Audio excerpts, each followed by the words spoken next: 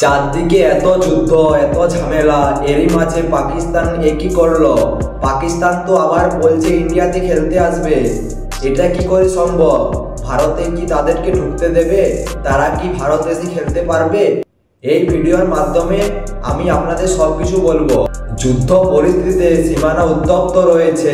তবে জঙ্গি হামলার পর তারপর ভারত আবার করেছিল অপারেশন সিঁদুর। এর ফলে জঙ্গিদের উত্তপ্ত অবস্থা এখনো কমেনি। আর এই পরিস্থিতিতে পাকিস্তান চাইছে ভারতে খেলতে আসতে।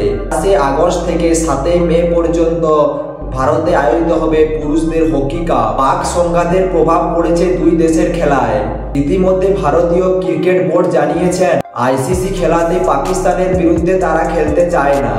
পাকিস্তানও ক্রিকেট বোর্ড জানিয়ে দিয়েছে ভারতের সাথে তারা আর ক্রিকেট খেলতে আসবে না। কিন্তু পাকিস্তান হকি সংস্থা অন্য কথা ভাবছে। আরে আয়োজিত প্রতিযোগিতায় তারা যদি না খেলে তার প্রভাব পড়বে সেই দেশের ক্রমতালিকায়। পাকিস্তানের হকি সংস্থার এক অধিকারী সংবাদ মাধ্যমকে জানিয়েছেন এশিয়া কাপে না খেললে পরের বছর নেদারল্যান্ড, বেলজিয়ামে পুরুষদের আয়োজিত হকি টুর্নামেন্টে খেলতে তাদের সংশয় হবে।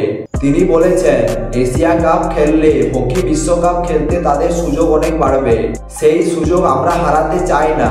আমরা আশা করছি ভারতীয় হকি সংস্থা কোনো সমাধান বার করবেন। আমরা এশিয়ান হকি সংস্থার কাছে আবেদন জানিয়েছি খেলোয়াড়দের ভিসা যাতে নিশ্চিত করা হয়।